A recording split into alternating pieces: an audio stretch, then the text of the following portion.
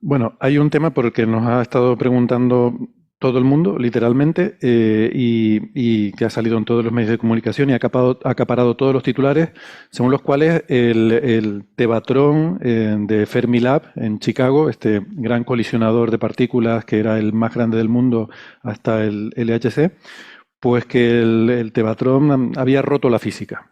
Se ha cargado el modelo estándar con una nueva detección. Hay un paper que ha salido publicado en Science por un grupo muy internacional, no, un grupo muy internacional, no, el grupo de Tevatron, básicamente, CDF, que es el instrumento, se llama Collision Detector at Fermilab.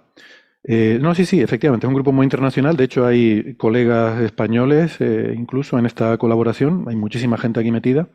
Héctor, CDF2. si quieres para que la gente tenga una comparación, CDF es uno de los experimentos de Tevatron, de la misma forma que Atlas, CMS son experimentos del LHC que puede que les suenen un poco más. O sea, es un anillo, las partículas colisionan en varios sitios y alrededor de cada punto de colisión hay un experimento, pues CDF es uno de los que había en Tevatron, que creo que había 4, si no estoy equivocado. Es que aquello ya me pilló jovencillo. La gracia del asunto es que este experimento ha proporcionado la medida del bosón W, de la masa del bosón W, más precisa que se ha obtenido hasta ahora, y esto es muy relevante por cosas de las que vamos a hablar ahora, ¿no? Un par de datos a tener en cuenta. Cuando se habla de un colisionador, uno de los parámetros así que se dicen siempre, la energía, ¿no?, de colisión. Aquí estamos hablando de 2 teraelectronvoltios. Para comparar como referencia el LHC, pues hablamos de 14, ¿no? Es la expectativa del LHC en su máxima energía posible.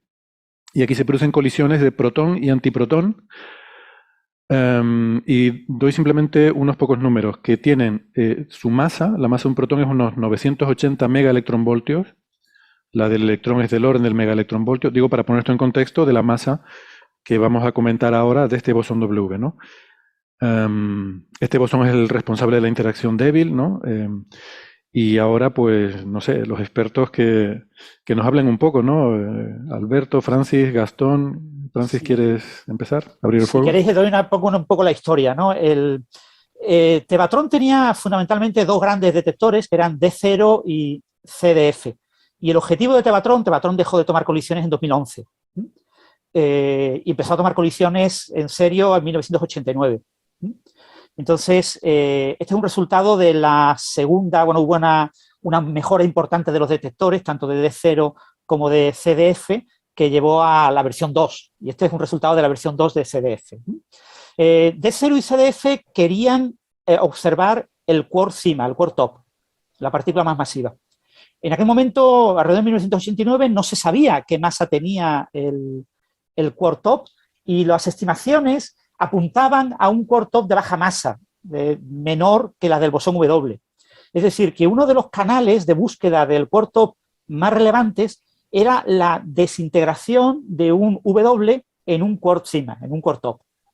Entonces, estudiar las desintegraciones del W, del bosón W, que son desintegraciones muy complicadas porque básicamente el W tiene carga eléctrica, hay dos W, el positivo y el negativo, y se desintegran en un leptón, en un electrón o un muón o un tau, de la misma carga que el propio W, y en un antineutrino.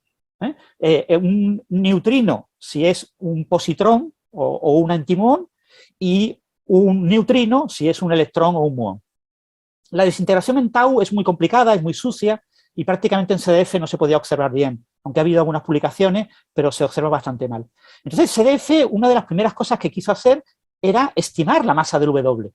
¿Vale? Eso es uno de los primeros objetivos. Si para nosotros es muy, muy importante estudiar las desintegraciones del W, pues tenemos que estudiar el W, lo primero. Entonces, claro, en aquel momento estamos hablando que todavía el LEP2, el colisionador electrón-positrón que se encontraba donde está ahora el LHC en el CERN, todavía no había empezado a tomar colisiones. No teníamos una física de precisión para calcular las masas del W y el Z, los dos bosones electrodébiles. Entonces, uno de los primeros objetivos de CDF fue estimar la masa del bosón Z y del bosón W. La masa del bosón Z es relativamente fácil de estimar. ¿Por qué? Porque es una partícula neutra, entonces se desintegra en una partícula positiva y una partícula negativa. Si son un leptón, pues un leptón y un antileptón. un electrón y un positrón, un muón y un antimuón. La detección de electrones y muones tanto en CDF como en D0 era muy buena, era muy buena calidad. Es uno de los grandes objetivos de Tevatron, poder detectar muy bien electrones y muones. Un objetivo que ha heredado el LHC. El LHC también detecta muy bien electrones y positrones, perdón, electrones y muones. También detecta muy bien hadrones. Las partículas cargadas las detectan bastante bien. Pues eso, supongo, Francis, que eso es porque nuestra tecnología electrónica es eso. O sea, justamente casi todos nuestros detectores funcionan. Al final todo se convierte en algún voltaje. Entonces, cargas eléctricas son relativamente fáciles de detectar, ¿no? Sí, bueno, aquí básicamente se utilizan calorímetros, es decir, la partícula cargada pasa por un medio y el medio se calienta y tú detectas el calor. Y con el calor estimas la energía. Hay unos detectores, por ejemplo, del LHC, tanto ATLAS como CMS, hay una primera capa de detectores de silicio, de trayectorias, que siguen las trayectorias. Esos detectores de trayectorias, los primeros que tenían CDF y D0 eran bastante malos, después mejoraron bastante en la segunda versión. Entonces tú tienes una detección de trayectorias de partículas cargadas y después tienes un detector electromagnético, calorímetros electromagnéticos, en los que los electrones y positrones y fotones también depositan, calientan esos detectores y depositan energía y tú tienes una estimación de la energía depositada.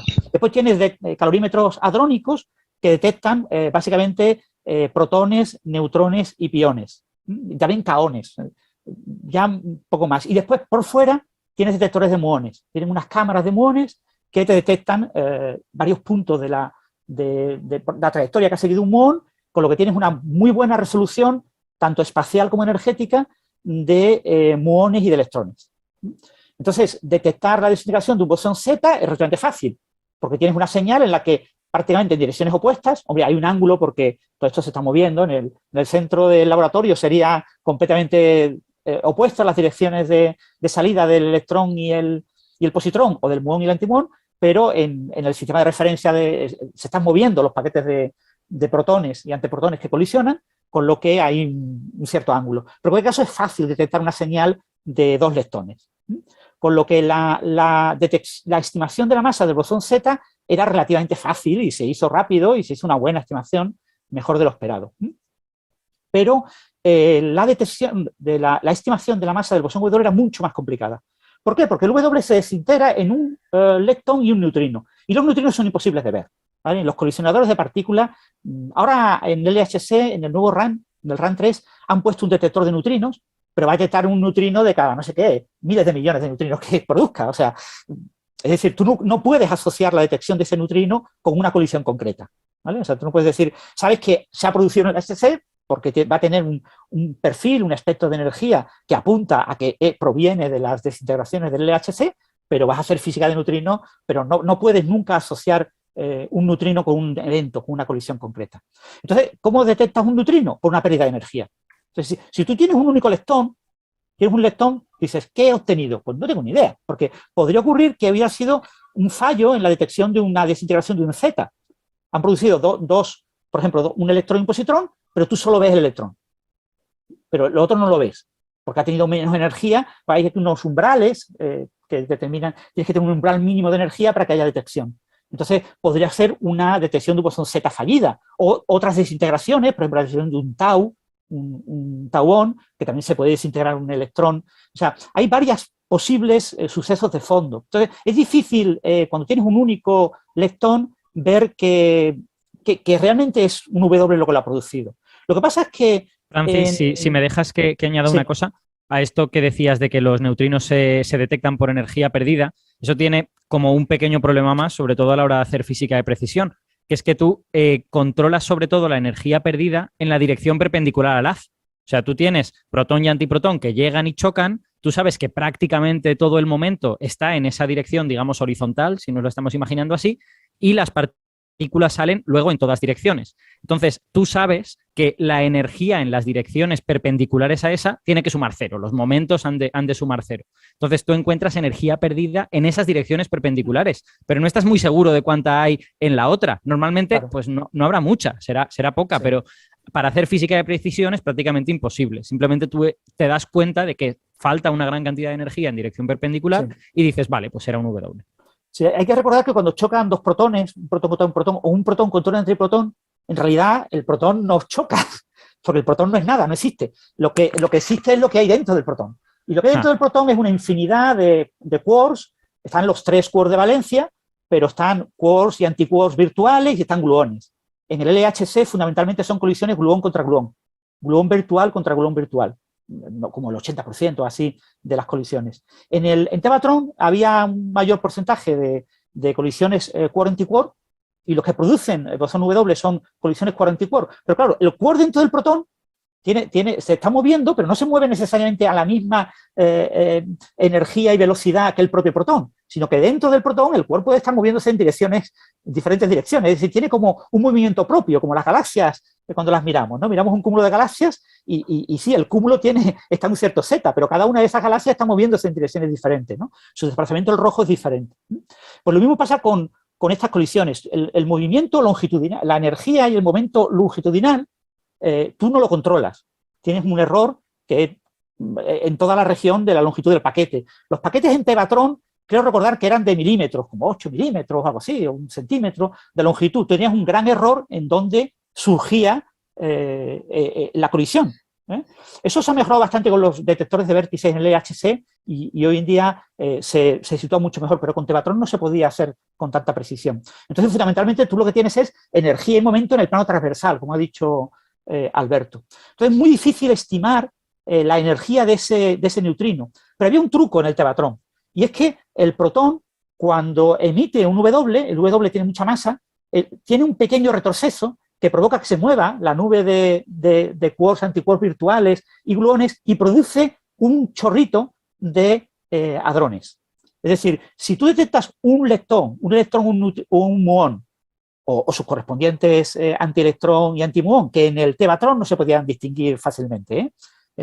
Solo en ciertas trayectorias se podía ver la curvatura en las trazas para ver la diferencia, pero la mayor parte de las veces tú no sabías si era un muón o era un antimuón lo que habías observado, o un electrón y un positrón.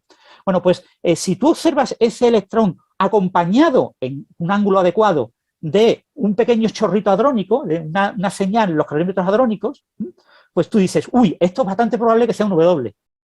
Entonces, claro, esto es una cosa muy complicada, ¿vale? O sea, no es una cosa trivial y requiere, por un lado, un conocimiento muy, muy bueno de los detectores para hacer esa asociación, porque siempre tienes en las colisiones entre dos paquetes de protones y antiprotones, tienes cantidad de colisiones como laterales, en las que no colisiona puramente un único protón y un antiprotón, sino que colisionan muchos.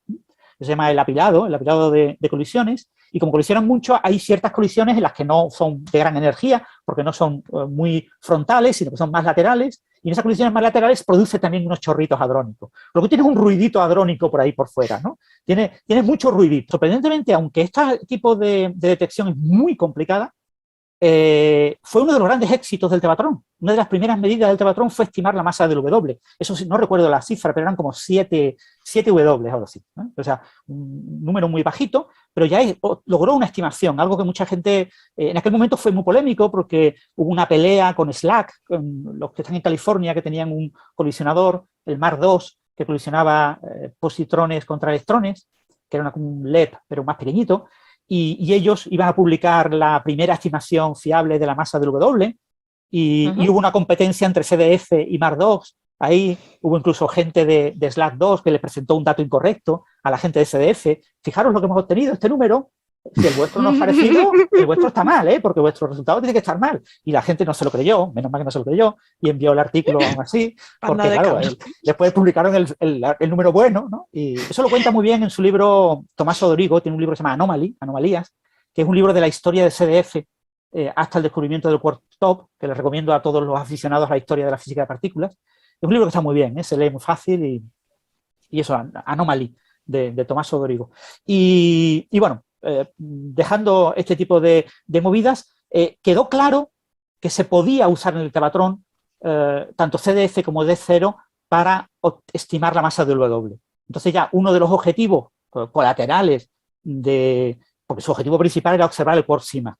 Y ya con esta primera estimación ya se vio que el W no se desintegraba en quark top, con lo que se puso un límite para la masa del quark top por encima de la masa del W, ¿no? Se pasó a como 140 o así, ¿no? Y esto fue creciendo hasta que llegamos a unos 180, entonces ya sí se descubrió el quark top. El quark top se descubrió en 1994, 1995. Depende de si confías en el primer anuncio o quieres ya un anuncio un poco más firme, ¿no?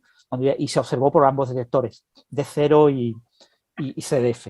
Entonces, tanto D0 como CDF, una vez descubierto el quark top, su siguiente prioridad, ya a finales de los 90, principios de los 2000, era obtener una medida de aún mayor precisión que la medida que habían obtenido a principios de esa década. Y entonces ya publicaron un resultado, fundamentalmente era un resultado con los detectores en la primera versión de los detectores, D0 y CDF, y después hubo una mejora de esos detectores, D02 y CDF2, y el resultado de D02 se publicó ya, como en 2012 o por ahí, y el de CDF es un resultado que ha estado ahí como en el aire, ¿no? La colaboración CDF, gran parte de los miembros de la colaboración se fue al CER, al LHC, al CMS, y bueno, los pocos que quedaron allí, pues han tratado de hacer este cálculo, y bueno, tras unos 10 años, pues han publicado su resultado. Claro, aquí uno se plantea varias cosas, ¿no? Lo primero es, son casi 400 personas, son como 398 personas, trabajando durante 10 años. El cálculo tiene que ser muy difícil, ¿no? Uno de los grandes problemas que tiene este tipo de estimación es que tú tienes que adaptar tu software de simulaciones, ¿vale? Tú tienes que ajustar un software genérico que te predice. O sea, esa idea de que yo predigo con el modelo estándar igual que predigo con la mecánica de Newton, ¿no? Hago 4 calculitos y tengo un resultado. Pues no es verdad, ¿vale? Aquí las cosas son más complicadas. Aquí tú tienes unos programas de simulación, puede ser con herramientas tipo Monte Carlo, con técnicas de resumado de diagramas de Feynman, hay diferentes técnicas alternativas y tú tienes una predicción. Pero tu predicción se basa en una serie de parámetros, ¿eh? Y esos parámetros dependen del detector con el que tú observas estas colisiones. Entonces tienes que ajustar esos parámetros. O sea, perdona Francis, lo que estás diciendo es que estos aparatos, estos detectores no funcionan como pensamos a veces cuando te dicen se ha medido no sé qué cosa o se ha detectado el bosón de Higgs, que tú llegas ahí y lo detectas en tus datos, sino que realmente, y ahora te doy la palabra Alberto, entiendo que lo que tienes es que simular cuáles son los resultados de tu desintegración de acuerdo con el modelo estándar y eso lo ajusta a lo que tú observas en esa cascada de datos que obtienes, ¿no? Claro, eso es precisamente lo que yo quería decir al hilo de lo que decía Francis, que las simulaciones son relevantes porque en este tipo de experimentos se descubren cosas por comparación. O sea, si tú no supieras lo que esperas ver, sería imposible que identificaras nada en tus datos. Tus datos serían un mar de cosas imposibles de interpretar si tú no tuvieses una serie de simulaciones lo más detalladas posibles de lo que tiene que ocurrir en esas colisiones. Y sin esas simulaciones tú no eres capaz, tú al final comparas simulaciones con lo que obtienes. Y cuando ves en tus datos cosas que no están en las simulaciones, lo interpretas como a lo mejor nuevas partículas o como nuevas interacciones o como algo que tú no has puesto en tu simulación, pero sí está en los datos, digamos. Sí. Y es un punto muy importante porque tienes que ajustar el software con el que simulas el fondo, ¿no? Lo que tú esperas ver y con el que ajustas tu señal. Entonces, ese ajuste depende mucho de los parámetros del modelo estándar que tú pongas. Entonces, claro, tú dices, si yo publico un resultado en el año 2012, los parámetros y las incertidumbres de esos parámetros del modelo estándar, que eso es lo que se llama habitualmente errores sistemáticos, son errores del modelo. Los errores que yo pongo son los de 2012. Bueno, quizás si publico en 2012 los errores de 2010. Pero cuando yo publico en 2022, pongo pues, los errores de 2020. Y eso tiene sus problemas, porque puedo estar poniendo cosas más precisas de lo estrictamente necesario que me permite el propio instrumento cuando lo ajusto, ¿vale? Cuando yo ajusto el software a los resultados de las colisiones que tengo para estimar el fondo, en este tipo de análisis siempre se hace un análisis ciego, ¿vale? O sea, esto es un punto muy importante. Es decir, la ventana donde yo sé que está la señal que yo quiero ver, que es el pico principal del W, yo la oculto. Nadie, ninguno de los físicos que trabaja en este análisis conoce los datos en esa región, ni los puede usar para ajustar los software, sino que yo tengo en las colas, tanto delante como detrás, por debajo y por encima de la energía, tengo varias señales, varios picos, por ejemplo, desintegraciones de un JCI, varias partículas que están en una región cercana, y entonces yo uso esos datos para ajustar mi software. Yo ajusto con lo que veo, y entonces solamente un día, el día final, en el que ya se da el permiso de hacer el unblinding, ¿no? de desvelar lo que estaba segado, se enseñan todas las simulaciones, se meten en el software y a lo que dé. Y ya no ajusto yo más parámetros. Y Qué curioso, es como... Me lo tengo que creer. Claro, es como lo que hacemos con redes neuronales. Tienes tu conjunto de entrenamiento y tu conjunto de test. Entonces, el conjunto de test nunca lo usas, tú entrenas con tu conjunto de entrenamiento y cuando ya tienes tu red conformada, sabes un poco si va bien o mal, la testeas con el conjunto de test, pero el conjunto de test se guarda hasta el final. Claro, es precisamente una consecuencia de que también se procede por comparación. O sea, al final, cuando tú procedes por comparación, corres el peligro de comparar con cosas demasiado parecidas, como cuando sobreentrenas la red, ¿no? Claro, entonces, claro. Hay una dinámica que no es idéntica, pero sí es comparable entre una cosa y otra. Así evitas sesgos, claro. También tiene que ver porque a veces cuando el resultado es es diferente a lo que se esperaría, se tiende más a decir, a ver si ha salido algo mal, a ver si nos hemos equivocado en el análisis. Y si sale más parecido a lo que uno esperaría, dices, pues está bien, y no lo compruebas tanto. Entonces, esto se hace también en análisis de la constante de Hubble con lentes gravitacionales también se hace. O sea, hacemos el análisis entero, porque como hay una tensión que no sabes qué valor es el correcto y tal, y si tú piensas que ha salido bien con el valor que tú crees que es el bueno, dices, vale, pues ya no hace falta hacer más comprobaciones porque sale lo que tiene que salir. Claro, es para no sesgar el resultado. Puedes tener un sesgo de confirmación, que a veces pensamos en el sesgo de confirmación de forma cualitativa, en plan de, bueno, pues ha confirmado lo que yo creía, pero en este caso es algo casi metodológico. Es en plan de yo podría evitar ese sesgo continuando con el método y decido parar, ¿no? Claro. Ese sesgo se observa en ciencia en general, en cualquier ámbito de la ciencia. Tú puedes ver que la forma en la que evolucionan normalmente las medidas, primero se publica una medida imprecisa de algo que es muy revolucionaria, muy rompedora, y luego se va refinando, ¿no? Entonces ves que inicialmente esas primeras medidas más refinadas están cerca de la medida original y luego poco a poco se van desviando. Claro. Según tú dices, bueno, la primera se publicó aquí, pero realmente la buena es esta, pero los que empiezan a obtener mejores medidas les da un poco de miedo el separarse tanto de la original y buscan la forma de que su medida se parezca a la original, ¿no? Eso se ve en la literatura, en muchos ámbitos, como hay esa evolución, ¿no?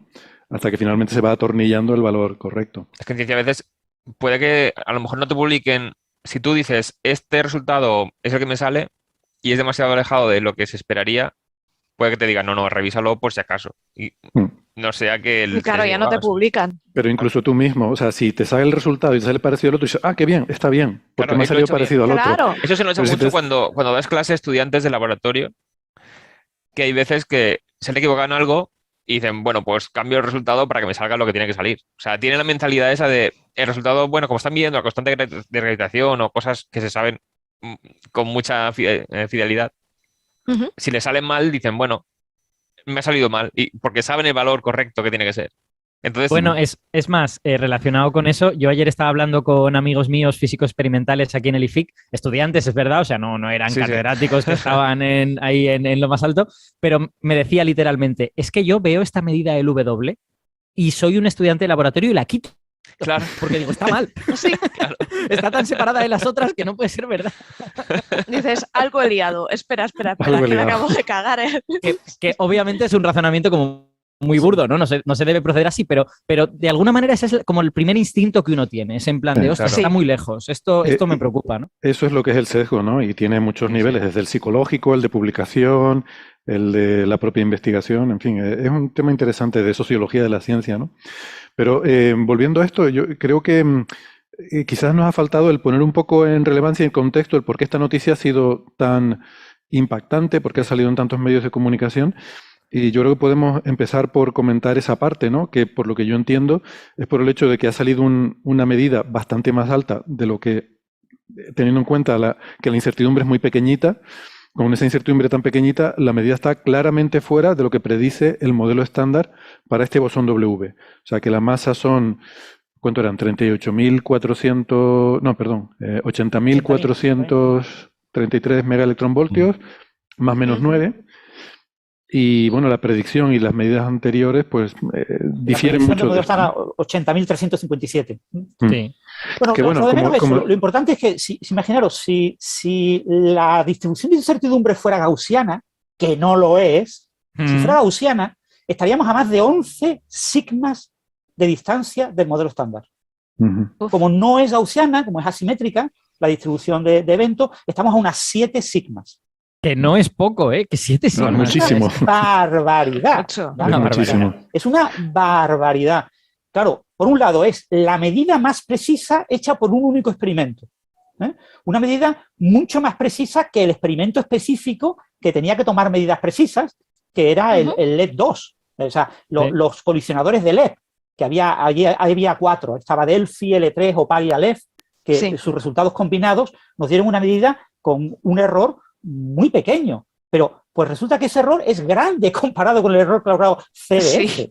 Ha logrado porque además un error como las barras de error en la gráfica son es que es sorprendente porque bestiales. Quiero decir, CDF es un colisionador hadrónico, es como el LHC y por definición, por todo esto que ha explicado Francis, de que uno no controla los movimientos de quarks y gluones en el interior, por definición es mucho más difícil conseguir precisión. La gente siempre habla de que los colisionadores de precisión son de leptones, son de electrón y positrón, o bueno, en estas ideas para futuro que alguien tiene, de muón y antimuón, pero no un colisionador hadrónico. Entonces es muy sorprendente, ¿no? Y esto, por aclarar también lo de las sigmas, que muchas veces nos preguntan los oyentes, la diferencia 80.400 frente a 80.300 puede que no parezca mucha. Es como cuando hablamos de la constante de Hubble.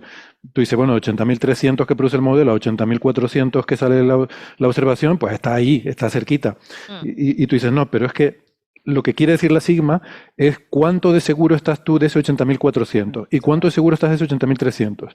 Y el hecho de que la diferencia sea 7 sigma u 11 sigma quiere decir que estás tan seguro que si realmente de acuerdo a esas sigmas, ¿no? Es prácticamente imposible que esas dos medidas sean compatibles. O sea, son valores diferentes. Sí, no es que sea un número sin la barra de error no te dice nada.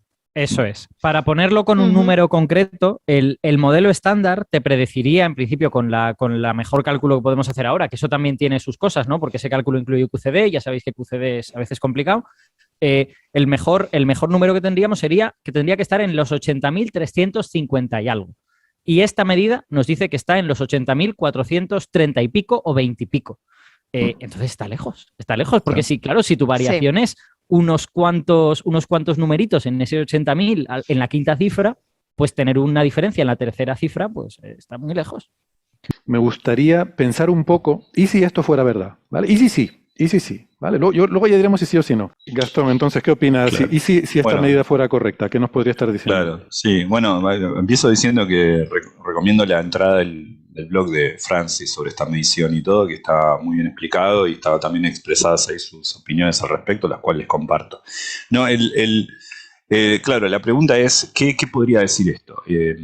Hay que entender primero que la partícula W, que es de la que estábamos hablando, es una partícula. A ver, por ejemplo, la partícula, todo está relacionado con lo que dijo Francis, pero es la partícula que, por ejemplo, es la intermediaria de la fuerza que se hace un leptón por caso un electrón y un neutrino, cuando estos escaterean. Si viene un neutrino, viene un electrón, perdón por la palabra escaterea, alguien se quejó el otro día en Twitter, pero no hay una buena traducción, no es dispersión, es otra cosa. Cuando viene un electrón y un neutrino, y estos interactúan y salen otro electrón y un neutrino con diferentes momentos, se intercambian una partícula W, por ejemplo, en muchos otros procesos. Ahora, esa partícula W sabemos que no es intrínsecamente masiva, tiene masa, tiene propiedades, exhiben una inercia como si tuviesen masa, pero esa masa no es una propiedad inherente de ella, no es inmanente. Eso lo sabíamos por cuestiones teóricas, lo especulábamos, hoy lo sabemos después de haber detectado el Higgs. Hay muchas formas de explicar por qué parecen tener masa cuando intrínsecamente no la tienen. Y la razón es que interactúa mucho con el Higgs. Por decirlo de alguna forma, el Higgs es una otra partícula que se le adosa, no es exactamente así, pero le provee sus propiedades inerciales como si tuviesen masa. o dicho en otros términos un poquito más exactos, la partícula W no tiene masa, pero se mueve en un campo ubicuo de las partículas de Higgs que entorpecen su andar como si ésta tuviese masa, ¿no? Sabemos entonces que la partícula W no tiene una masa inherente, pero tiene sus propiedades de masa debido a la interacción con el Higgs. Es más, para los que sean un poco más especialistas en el modelo estándar, el término de masa que aparece en las ecuaciones, en el lagrangiano, en el modelo estándar, en realidad, si uno lo mira con cuidado, dice, ese factor no es una masa, sino la partícula de Higgs cumple el rol de la masa en las ecuaciones, de la masa del W. Entonces, medir la masa del W es medir cómo interactúa, cuán propensa es el W, así como otras partículas, como el Z, en su caso, a interactuar con Higgs.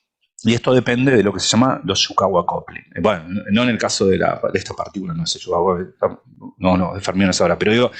es más, si me dejas Gastón, sí. un comentario muy, muy breve relacionado con esto que estás diciendo, la medida de la masa del W es particularmente crítica y es como preocupante que tengamos esta tensión, porque es que la masa del W depende directamente de dos parámetros súper importantes en la física electrodébil, a eso que iba. es el BEF del Higgs y el ángulo de Weinberg. Entonces, esos dos parámetros están en todas partes en el modelo estándar. Tú cambias la masa del W y estás tocando el corazón del modelo. A eso iba. Los fermiones también les pasa eso, y eso está relacionado con lo que llaman Yukawa coupling. Es decir, los fermiones también tienen su acoplamiento con el Higgs. En el caso del W, que no son los Yukawa coupling, la masa está dada por, como dice bien Alberto, los parámetros de por ejemplo, la constante de acoplamiento de la teoría electrodébil, multiplicado por algo que tiene que ver con el valor de expectación de la partícula de Higgs, y luego el W. Es decir, dicho rápidamente, medir la masa del W es medir cuán propensa es la partícula W a interactuar con el Higgs. Pero indirectamente, debido al valor que mide esa propensión, está relacionado con cuán fuerte es la fuerza electrodébil. Está midiendo cuánto es el coupling de la interacción electrodébil, la constante de acoplamiento. Entonces, claro, uno dice, bueno, estamos hablando de esos parámetros. Sí, estamos hablando de esos parámetros, pero no solamente. Porque cuando una partícula se mueve e interacciona con el Higgs, uno tiene que pensar cómo interacciona con el Higgs. Bueno, directamente se acopla al Higgs, sí, eso es cierto, pero no es la única forma en la que lo hace. También puede interaccionar con el Higgs por otras partículas que pueden estar contribuyendo, si estas existen. Partículas que acaso no pensamos que no están ahí, no pusimos en las ecuaciones del modelo estándar porque no sabemos que existen. Pero si existen, todas nuevas partículas también contribuirían, si se acoplan estas al Higgs o al W, contribuirían a calcular mejor su masa. Entonces, medir la masa del W y encontrar un valor anómalo significa que cuando estás midiendo la masa del W, quizá te estás comparando con el modelo estándar, pero si el modelo estándar le falta algo que no estás teniendo en cuenta, eso te corregiría la masa. Por eso es que se dice que en medir la masa del W y encontrar un valor anómalo, es decir, un valor que discrepe con la predicción teórica del modelo estándar, lo que te puede estar diciendo es que hay una nueva partícula que está contribuyendo también a la masa del W. Si vos la hubieses tenido en cuenta con el modelo estándar, usando las mismas reglas de la física de partículas, no algo totalmente nuevo, un cambio de paradigma, ¿no? Por eso odio el nombre nueva física, que es un nombre totalmente misleading.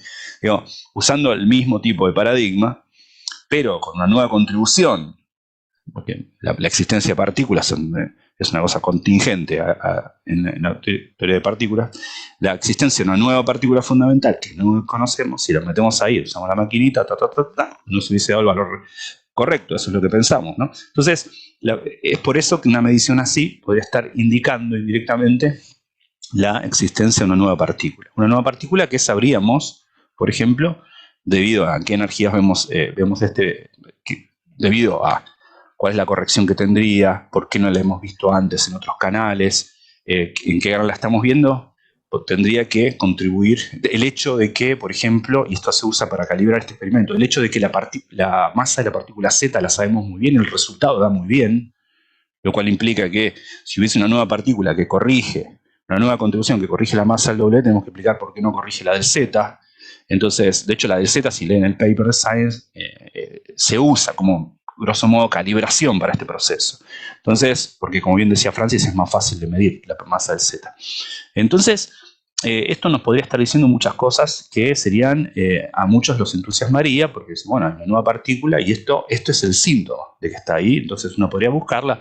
Lo más responsable es seguramente refinar las mediciones de la masa del W con otros aceleradores, como el Atlas. El Atlas es la colaboración, no el acelerador en el LHC, pero la colaboración Atlas, que mide la masa del W, que dicho sea de paso, también le dio un poco mayor al valor del predicho por el modelo estándar. O sea, la predicción teórica del modelo estándar es algo así como 80.357 megaelectronvoltios. La medición ahora del Tevatron de CDF2 es 80.433, un error de 9.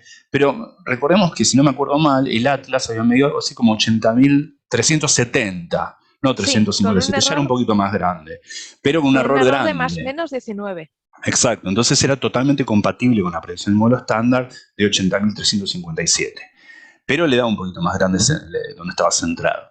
Ahora, el Atlas es mucho más energético, el LHC es mucho más energético, pero Atlas no tiene la precisión que alcanzó Tevatron, el de la CDF ahora.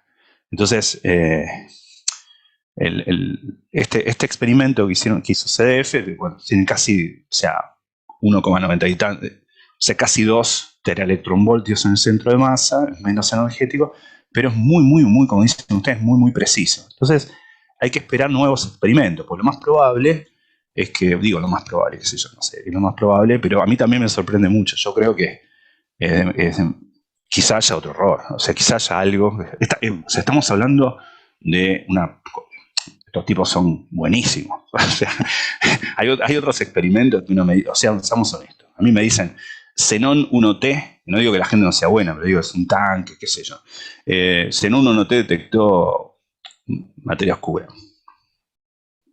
Yo espero 3 años y seguro que no. Es como Opera detectó que los neutrinos van más rápido que la luz. No, no me lo creí nunca. Ahora, estos tipos miden esto y estos tipos, CDF del Fermilab con una precisión increíble. Si hay un error, y probablemente lo haya, va a ser hiper sutil. Hiper sutil. Eso es no es un error. Bueno, conecté mal un cable, como en el caso de Opera, que grosso modo fue eso. Esto es, y si hay un error es hiper sutil. Hay que esperar un nuevo experimento, porque aparte por la relevancia de esto, estamos hablando, por lo que acabo de decir, estamos hablando de que si es verdad, lo más probable es que exista una nueva partícula de la que nunca hemos sabido. Hay que cambiar el edificio teórico. Realmente ha sido exitoso. Es exitoso modelo físico que conocemos y que encima es tan bueno que hasta nos ha permitido hacer predicciones. O sea, nos ha dicho hay partículas que todavía no viste, pero tienen que estar. Es un edificio teórico impresionante y esto nos está diciendo que hay algo más que se está perdiendo. Entonces, dada la importancia de esto, hay que esperar a que una nueva colaboración mida la masa de Z. Si me permitís un comentario, bueno, en realidad ahora no esperamos una nueva medida de Atlas, ¿no? Atlas publicó en 2016 resultado para colisiones de 7 teraelectronvoltios. Probablemente publicará en los próximos años para 8 teraelectronvoltios en el LHC y más tarde publicará la medida para 13 teraelectronvoltios, ¿no? Atlas vio como 14 millones de W. CDF en Tevatron ha visto 4 millones de W. Pero lo que esperamos ahora es la nueva medida de CMS, que es una medida que se anunciaba para este año y que probablemente, no sé si acabará entrando en este año o en el próximo. CMS es el otro gran detector del LHC y probablemente para el año que viene, principios del año que viene, se publique esa medida y a ver qué resultado da, ¿no? Y el gran problema que tiene esta medida de CDF es que se desvía demasiado de lo que esperábamos y se ajusta demasiado a la medida previa que había obtenido con mucho menos datos. Es decir, hay un tipo de sesgo en esta medida que es lo que sugiere que tiene que pasar algo. Pero hay un punto importante que no ha dicho Gastón, y quizás porque no se lo ha preguntado explícitamente a Héctor.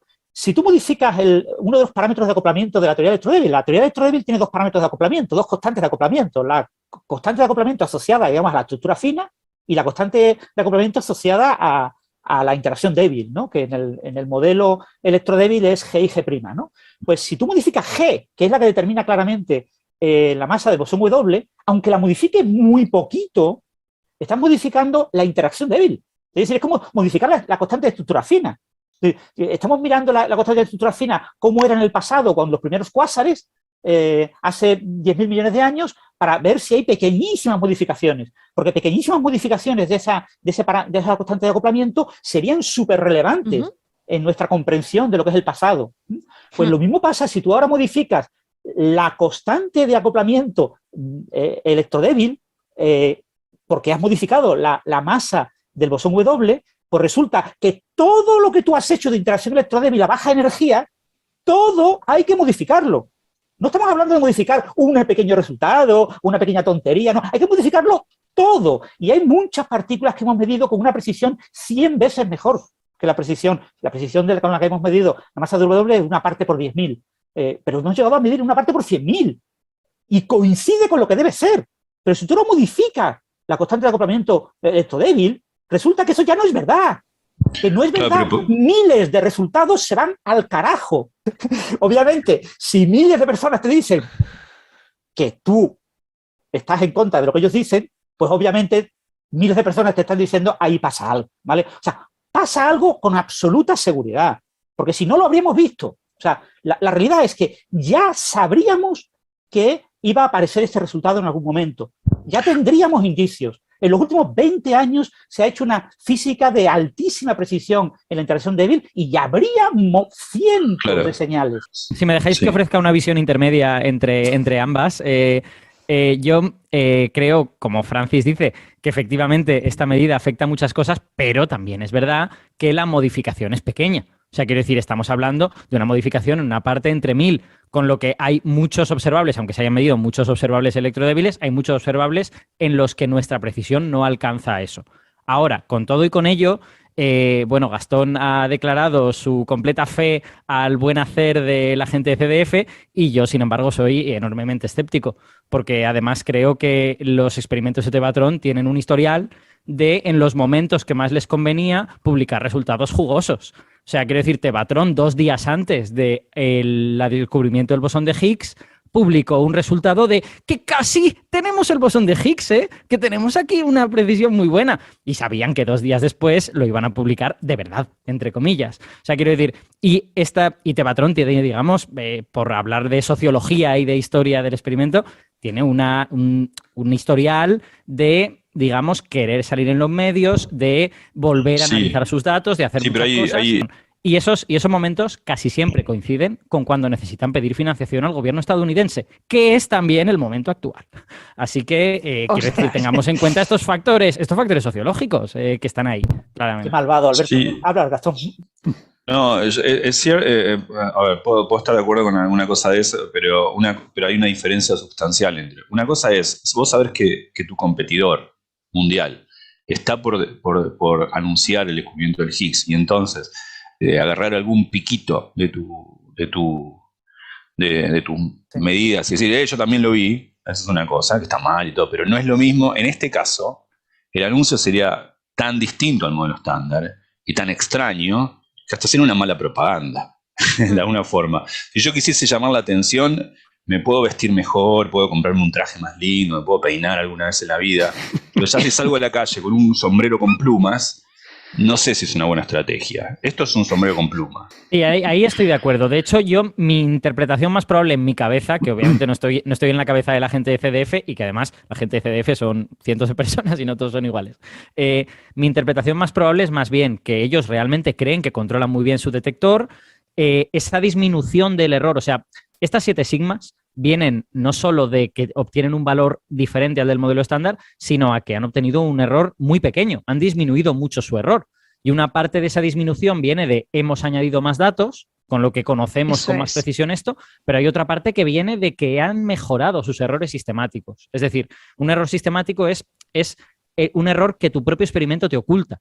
Es decir, son cosas que provienen de cosas que tú no controlas bien en tu experimento y que tienes que estimar de alguna forma. Y esos errores sistemáticos siempre son peligrosos, porque uno los estima lo mejor que puede, pero no tiene un control completo sobre ellos. Y ellos afirman que pueden disminuir esos errores sistemáticos. Este mejor error que tienen ahora proviene en parte de haber disminuido esos errores sistemáticos. Entonces, yo entiendo que ellos tienen confianza en que controlan el experimento, tienen muchísimos años de experiencia, décadas de experiencia con el experimento, y que pueden hacer eso.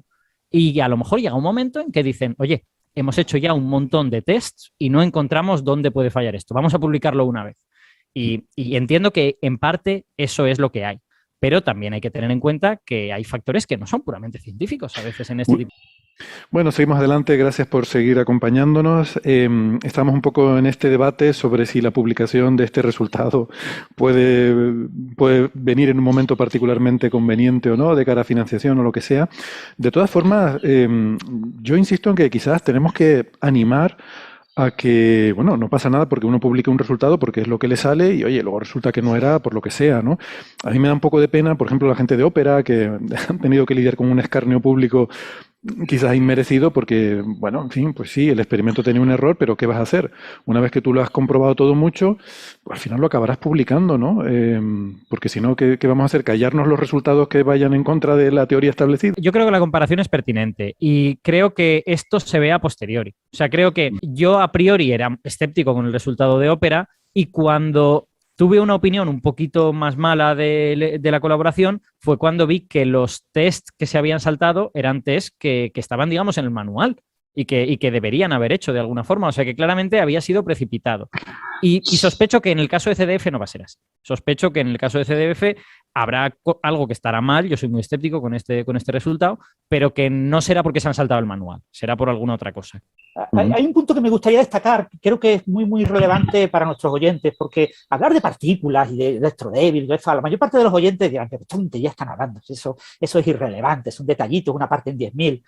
Bueno, pero Francis, como todo lo que comentamos en este podcast. Bueno, el valor de la masa del bosón W que se ha obtenido por CF, y tú lo metes en el modelo estándar, tienes que recalcular el valor de la masa del bosón Z y tienes que recalcular el valor de la masa del quark cima, del quark top. Y con el nuevo valor de la masa del quark top y el valor de la masa del Higgs, puedes comprobar la estabilidad de nuestro universo. Y resulta que el punto, la región, esa pequeña elipse, que nuestro universo está en una situación metaestable, con una media muy superior, con una vida actual, el valor actual del quark top y del bosón de Higgs, te permite predecir que nuestro universo va a ser estable durante pues, unas 10, 100 veces la edad del universo actual. Pero si tú metes el nuevo valor del quark top, que es como un 2% por encima del valor actual, se te va todo a la zona inestable. Y te resulta que el punto donde está colocado es un punto en el que el universo tiene menos de 10.000 años. Es decir, que ninguno de nuestros oyentes podría existir. Todos tendrían que haber sido destruidos. 10.000 años, me he equivocado. 10.000 millones de años. Menos de 10.000 millones de años. Entonces estamos hablando de que Francis, con alta probabilidad nuestro universo no existiría. O sea, no existiría. Habría pasado un falso vacío. Con lo que eso ya es un punto que a todos nuestros oyentes, el saber que no deberían estar vivos si este resultado es correcto, es un punto clave para que ellos entiendan que este resultado a un físico como yo, pues le llama mucho la atención y le hace pensar que el resultado tiene que estar mal. Francis, tengo que oponer a ese argumento lo mismo que opongo a todos los que hablan de la estabilidad del modelo estándar, que es completamente ridículo calcularse la estabilidad del modelo estándar ahora. Cuando tengamos experimentos que lleguen hasta la escala de Planck, hablamos, pero lo más probable es que haya 25.000 partículas nuevas que no conocemos y estamos haciendo el cálculo con 15. Es que esos cálculos están muy bien, son muy divertidos, me alegro que la gente las haga, pero bueno, hay que darles también la credibilidad que tienen, ¿no? Gastón. Perdón. Decía que primero para ordenar un poco las posiciones. Yo creo que si hay algo en lo que todos coincidimos, supongo que Sara también, es en el escepticismo con este resultado, ¿no? Digamos, creo que ninguno de nosotros dice, loco, descubrir una nueva partícula, ¿no? No, yo creo que en un momento, en eso, por diferentes razones, creo que estamos todos de acuerdo y todas de acuerdo en que hay muchas razones para dudar de esto, que sería increíblemente importante si fuese cierto, pero que lo más probable, si yo tuviese que apostar una pizza con mis amigos, diría, esperemos a que alguien más mida la masa W y le va a dar más parecido a 80.357 megaelectronvoltios que a este resultado. Lo cual yo quiero insistir que no está mal, aunque luego esto se demuestre que era incorrecto, no está mal que se publique, hay que publicar las cosas y ver claro. En fin, que aunque algo esté mal puede llevar a avances significativos, ¿no? Y me gustaría aclarar que aquí estamos hablando de nuevas partículas y quizás no sé, alguien a lo mejor, un oyente, pues quizás que no ha escuchado mucho hablar a físicos de partículas, le puede parecer que es algo poco relevante en el sentido de que, bueno, es contenido del universo. Uno tiende a pensar que el universo son sus leyes fundamentales y las cosas que contiene la materia, las partículas, ¿no? Pero es que en física de partículas, normalmente las partículas están asociadas a interacciones, es decir, que muchas partículas, los bosones, por ejemplo, sabemos que son partículas asociadas a determinadas interacciones. Cuando decimos que puede haber partículas nuevas, estamos diciendo que puede haber interacciones nuevas en la naturaleza, fuerzas de la naturaleza que no conocemos. O sea, estamos hablando de algo muy profundo. No es solo que haya una estrella verde en Andrómeda. No, no es eso, no es el contenido del universo, es la propia el propio código de la naturaleza, ¿no? El código fuente de la naturaleza, lo que estamos aquí cuestionando. Sí, otro punto clave, perdona Gastón, otro punto clave es el tema de la supersimetría. Si nos creemos este resultado del bosón W, este resultado apunta a luces a una supersimetría en la escala electrodébil. Es decir, ya tendríamos que haber visto la supersimetría. Toda esa gente que dice que la supersimetría está muerta porque no la hemos visto en 30 años, cuando hemos explorado nada, un trocito muy pequeño del espacio de parámetros, que el espacio de parámetros es enorme, y ha matado ya la supersimetría. Pues toda esa gente diría, ¿pero cómo puede ser? O sea, la supersimetría tiene que haber sido descubierta por LEP si este nuevo resultado es verdad. Es decir, las implicaciones de este cambio, aunque sea un cambio en una parte por 10.000, es un cambio muy pequeño, son enormes. Y entonces es una revolución enorme en todo el conocimiento que tenemos. Es decir, no tenemos ni zorra idea del modelo estándar en los últimos 50 años, o este resultado está mal. Entonces esa es la disyuntiva, ¿no? No hay otra disyuntiva. Entonces, para los que creemos que el modelo estándar no puede haber dado ninguna señal de esto en los últimos 50 años, pues probablemente, o los últimos 40 años, si queréis, para no irnos demasiado lejos, probablemente no nos queda otro remedio que confiar en que este resultado tiene que estar mal. A mí me gustó mucho una comparación que hizo compañero y amigo Abelino Vicente en Twitter, que da clase en la Universidad de Valencia y en Twitter hace muchas cosas. Comparó este resultado con las anomalías de sabor, las anomalías del LHCb, de las que hemos hablado también aquí. O sea, eso es todo un conjunto de resultados en varias desintegraciones de varias partículas distintas que todas con menos certidumbre estadística apuntan más o menos en la misma dirección. Y aquí lo que tenemos es todo lo contrario. Es un solo resultado, con un montón de certidumbre estadística que apunta en una dirección en la que nada había apuntado. Entonces, él hacía la reflexión de, hombre, si yo me tengo que creer algo, creo que me creo un poco más lo primero. Lo normal es empezar a ver las anomalías en varios sitios a la vez con poca certidumbre estadística. No es ver de repente una cosa súper sorprendente con una certidumbre enorme, ¿no? Eso es raro. Y es verdad. Una reflexión interesante. Sí. La mayoría de esas anomalías son anomalías hadrónicas y se ven influidas por QCD, se ven muy poco influidas por el electrodébil. Es decir, probablemente muchas de estas anomalías no tengan nada que ver con un cambio en el W. El efecto yo no lo he visto todavía en detalle, habría que verlo, pero fundamentalmente la causa de estas anomalías es otra. No lo estoy relacionando. Lo que quiero decir es que cuando uno descubre algo nuevo, el camino que espera recorrer es un camino en el que ese algo asoma un poco la patita, lo ves un poquito, lo ves por varios sitios y al final lo confirmas, ¿no? Esto que de repente llegas y dices, ¡pam! Aquí tenemos esta cosa nueva. Eso es como, no es que sea imposible, pero es raro. No es verdad que CDF esté recibiendo enormes cantidades de dinero.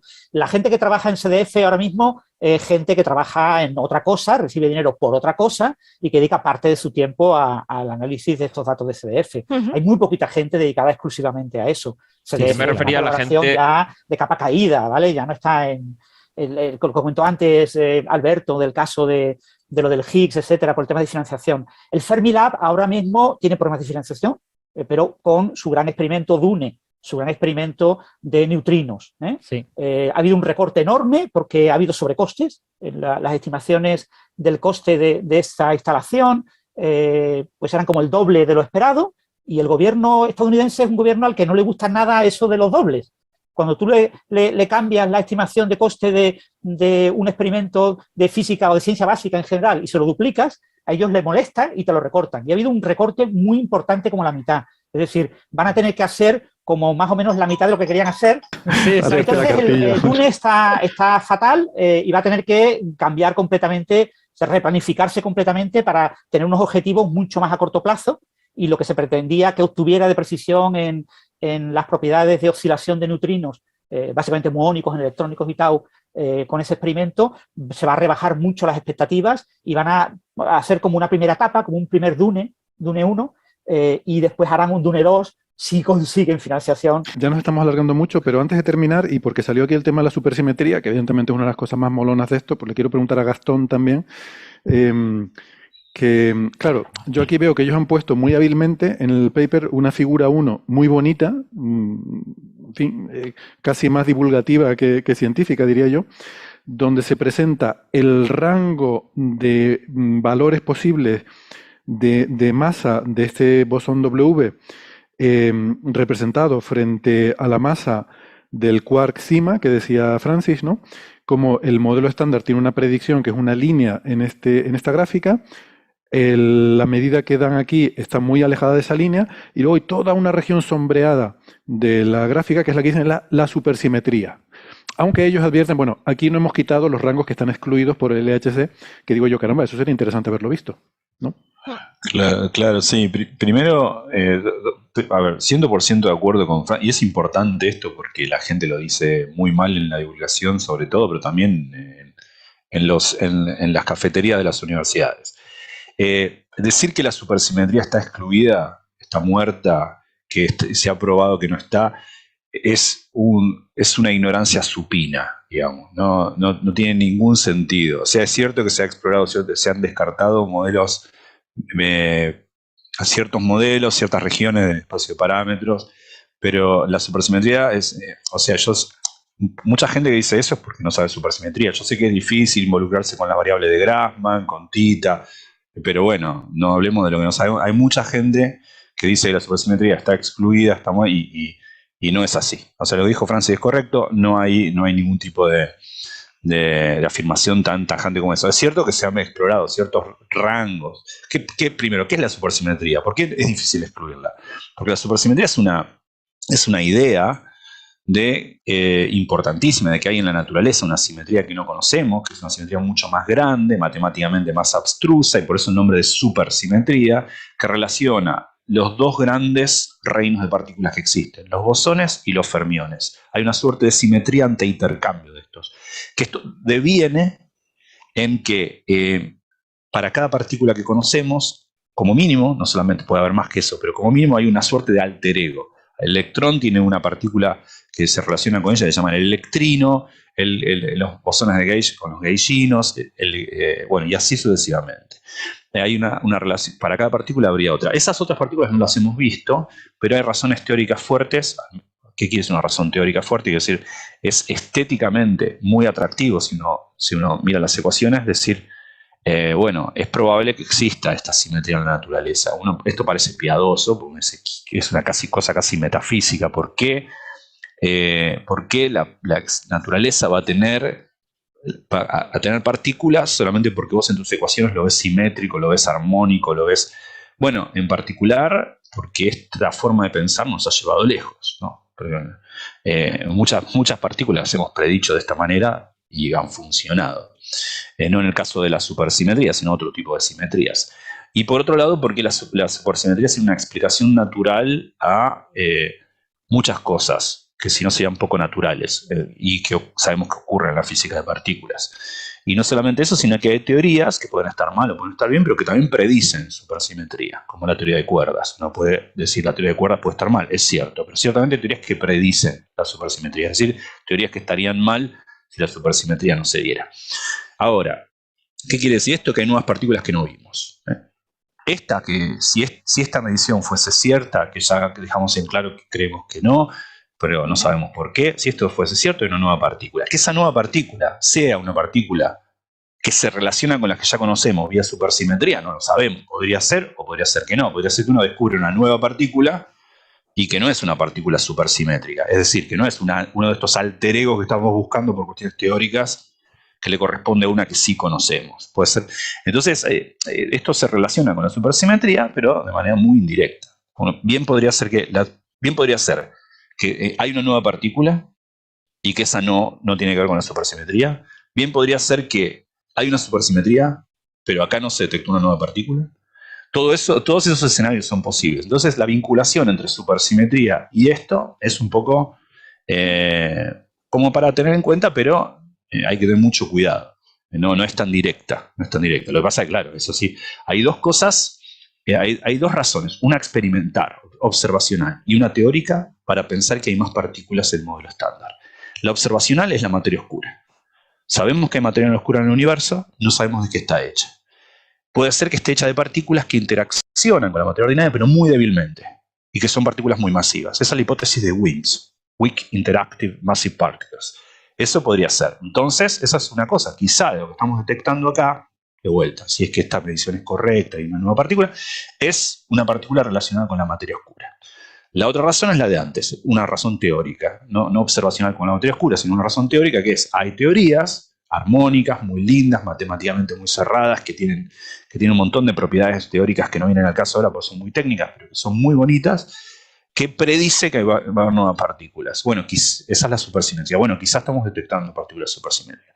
Ahora, podría ser que, como digo antes, ¿no? Son dos cosas distintas. Puede ser que hay supersimetría y acá no se vio nada. Puede ser que hay supersimetría y acá se vio algo, pero no es supersimétrico. Puede ser que no hay supersimetría y acá sí se vio algo. O puede ser que no haya supersimetría y acá no se vio nada. Los 4 escenarios son posibles, así que la vinculación es un poco...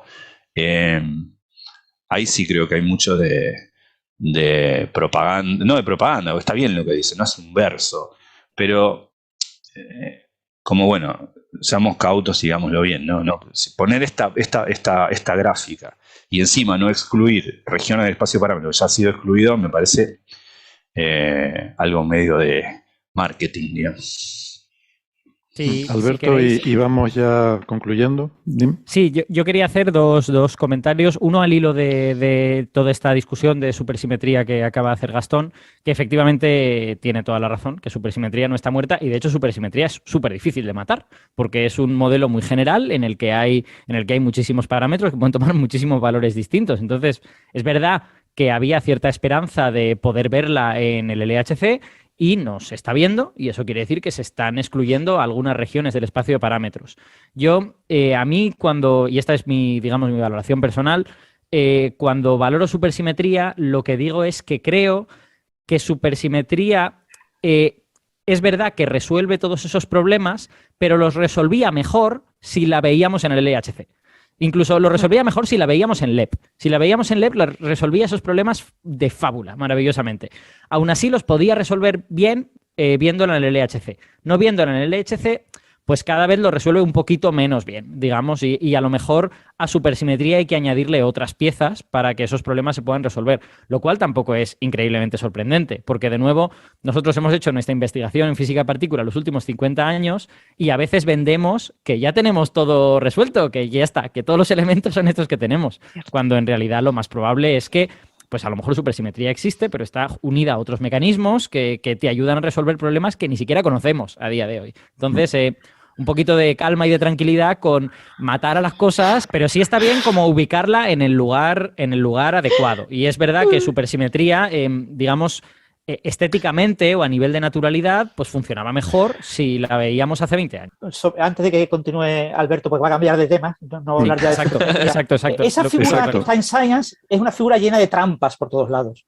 La masa del quark top, del quark cima, se mide fundamentalmente mediante sus desintegraciones en bosón W. Si tú modificas la masa del bosón W, modificas la masa del quark cima.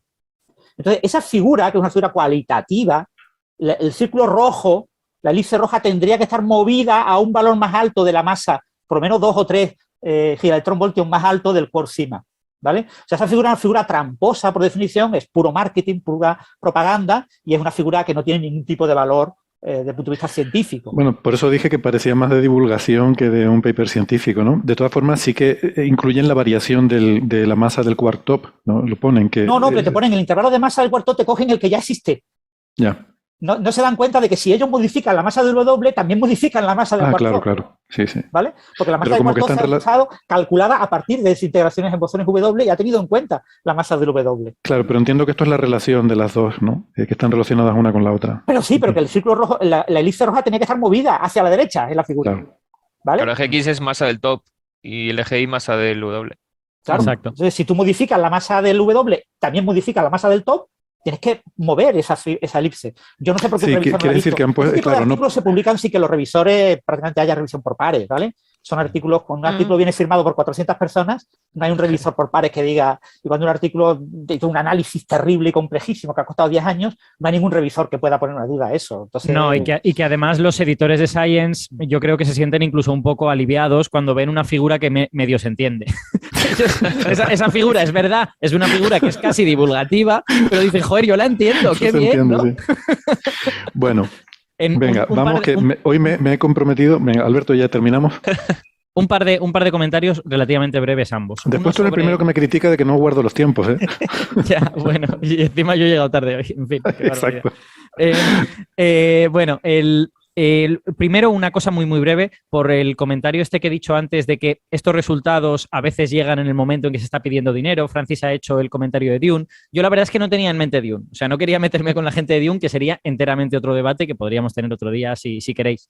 Sí, exacto. Estaba pensando en Snowmass. Es que hay como una especie de asociación de gente que hace física de partículas en Estados Unidos que se han juntado para hacer una especie de grupo de presión en el que se decida pues cuáles son las prioridades en Estados Unidos en física de partículas, cuánto dinero hará falta para eso. Es un proyecto que lleva mucho tiempo, que están en discusiones, que se vio retrasado por la pandemia y que, mira, pues precisamente en estos días de ahora son las fechas límite para entregar los artículos en los que tú propones qué tipo de propuestas habría que hacer al gobierno estadounidense. Entonces, como que este artículo viene muy bien. Se ha publicado justo en el momento más apropiado para Snowmass y para que gente diga, pues al gobierno le tenemos que decir que esto se ha de mirar, ¿no? De alguna forma. Y yo estaba pensando un poquito más en eso. A lo mejor soy malvado, ¿eh? No digo yo, pero es verdad que las fechas coinciden de fábula en ese sentido.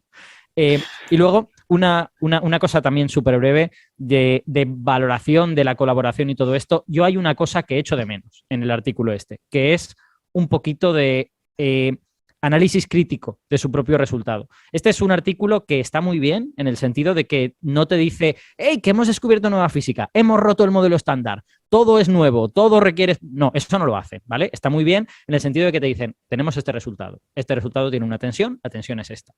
Pero yo le echo un poquito en falta, un poquito de análisis crítico, de decir, bueno, ¿y cuáles son las consecuencias de esto? O sea, cuando hemos obtenido este valor, ¿qué consecuencias tiene? ¿Qué otros problemas nos plantea?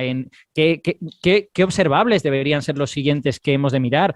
Y ese análisis no lo hacen. Es verdad que, claro, tienen la coartada de que es un science y que no pueden extenderse mucho. Esta es la realidad. Pero... Pues hablando de observables que no han medido, la anchura del W. Han usado el valor de la predicción del modelo estándar para la anchura del W, cuando lo correcto hubiera sido estimar la anchura del W. Al ver que la masa les daba anómala, pide a gritos, es que es para pegarle tortas a los líderes de la correlación CDS2. Pide a gritos, si ves que es muy anómala la masa del W, por favor, calcula la anchura. No con tus datos. Claro, con tus datos. Y comprueba que la anchura es compatible con la que tú has usado. Sí. Porque si la anchura es inconsistente, incoherente con la que tú has usado, pero no estamos diciendo que es esto de la anchura del W. ¿Vale? La anchura está relacionada con la vida media, básicamente. O sea, podemos pensar que es el tiempo de vida de la partícula.